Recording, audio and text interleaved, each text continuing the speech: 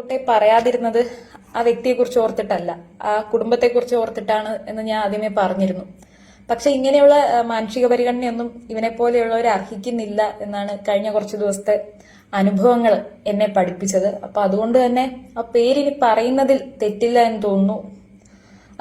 അയാളെപ്പോലുള്ളവർ സമൂഹത്തിൽ അറിയണം, സമൂഹം അറിയണം അവനൊക്കെ ആരാണെന്ന്. അല്ലെങ്കിൽ ഇത് തന്നെ ഇനി തുടരും. കാരണം എന്നോട് ചെയ്ത പോലെ ഇനി അവിടെ ജോലി ചെയ്യുന്നവരോടൊന്നല്ല, ആരോടും ചെയ്യാൻ പാടില്ല.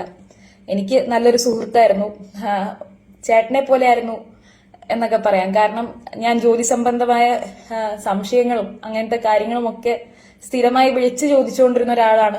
ഞാനും ഈ ന്യൂസ് ഡെസ്കിൽ 1 വർഷത്തോളം ജോലി ചെയ്ത ആളാണ്. അപ്പൊ അതുകൊണ്ട് അടുത്ത സൗഹൃദം ഉണ്ടായിരുന്നു.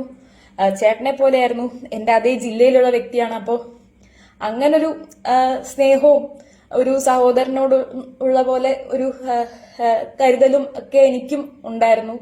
പക്ഷെ ഇതിങ്ങനെ വഴിമാറി പോകുന്നത് ഞാൻ പതുക്കെയാണ് മനസ്സിലാക്കിയത്. മനസ്സിലാക്കിയപ്പോൾ തൊട്ടൊരു ഗ്യാപ്പിട്ട് തുടങ്ങിയായിരുന്നു. പക്ഷെ പിന്നീട് അത് നേരിട്ട് കാണുന്ന ഒരു സാഹചര്യം എത്തിയപ്പോഴാണ് അതിങ്ങനെ ഒരു മോശം അവസ്ഥയിലേക്ക് എത്തിയത്. ഈ പ്രശ്നം എനിക്ക് അന്നാരോടും തുറന്നു പറയാൻ പറ്റിയ ഒരു അവസ്ഥയിലല്ലായിരുന്നു, അടുത്ത 1-2 സുഹൃത്തുക്കളോട് ഒഴിച്ച്.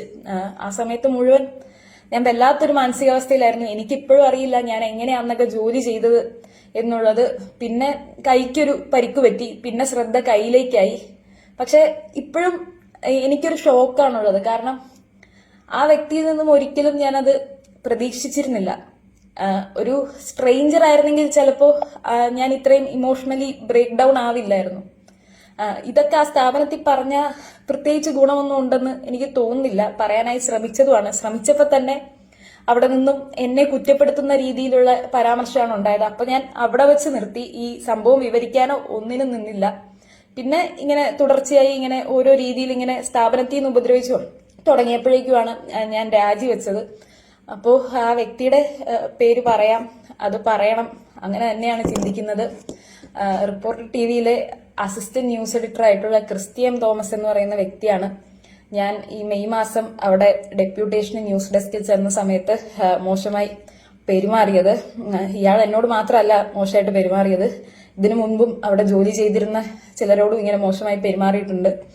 അപ്പോ ഇതിന് തുടരാൻ പാടില്ല. ചിലപ്പോ ഈ പ്രശ്നങ്ങളൊക്കെ കഴിയുമ്പോൾ വീണ്ടും ഇയാൾ ഇങ്ങനെ തന്നെയായി മാറുമായിരിക്കും. അതുകൊണ്ട് ഈ പേര് പറയുന്നു. കഴിഞ്ഞ കുറച്ച് ദിവസത്തെ അനുഭവങ്ങൾ എന്നെ അങ്ങനെ തന്നെയാണ് പഠിപ്പിച്ചത്. ഞങ്ങൾ രണ്ടുപേരും മീഡിയ രംഗത്ത് ജോലി ചെയ്യുന്നവരാണ്, നമ്മുടെ സുഹൃത്തുക്കളും മീഡിയ രംഗത്ത് ജോലി ചെയ്യുന്നവരാണ്. അപ്പൊ അവരോടൊക്കെ ഇയാളുടെ പേരറിയുമ്പോൾ പല കഥകളാണ് ഇയാൾ ഇപ്പോഴും പറയുന്നത്. അപ്പോ അതൊക്കെ കേൾക്കുമ്പോൾ എനിക്കുണ്ടാവുന്ന ബുദ്ധിമുട്ടെന്ന് പറയുന്നത് അത് ഭീകരമാണ്. അയാളുടെ കുടുംബം ഇത് അറിയണ്ട എന്ന് ഓർത്ത് ഞാൻ ആ പേര് മറച്ചു വെക്കുമ്പോൾ അയാൾ എന്നെ ഉപദ്രവിക്കാനാണ് ശ്രമിച്ചുകൊണ്ടിരിക്കുന്നത്. എന്തായാലും ഇതിൽ നിന്നൊക്കെ എനിക്ക് ഒരു പ്രോപ്പർ ട്രാക്കിലേക്ക് വരണം. അപ്പൊ അതിന് ഈ വീഡിയോ ചെയ്യുന്നതും എന്നെ സഹായിക്കും എന്നാണ് ഞാൻ കരുതുന്നത്. അതുകൊണ്ടാണ് ഈ സമയത്തും വീഡിയോ ചെയ്തത്. ഇപ്പോഴും ഇങ്ങനൊരു അവസ്ഥയിലെങ്കിലും ഇരിക്കുന്നത് നല്ല കുറച്ച് സുഹൃത്തുക്കൾ ഉള്ളത് കൊണ്ടാണ്. അവർ സ്ഥിരമായി വിളിച്ച് തിരക്കുന്നത് കൊണ്ടാണ്. എന്ത് ചെയ്യുക, ഭക്ഷണം കഴിച്ചോ, അങ്ങനെ ചെക്ക് ചെയ്യുന്നത് കൊണ്ടാണ്.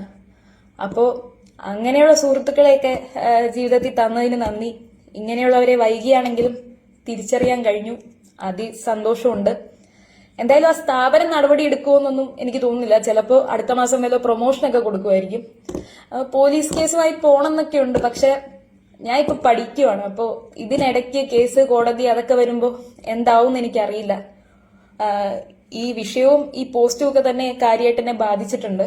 അപ്പോ എന്തായാലും സമൂഹം അറിയട്ടെ, ഇയാളെ ക്രിസ്തീയ സമൂഹം അറിയണം.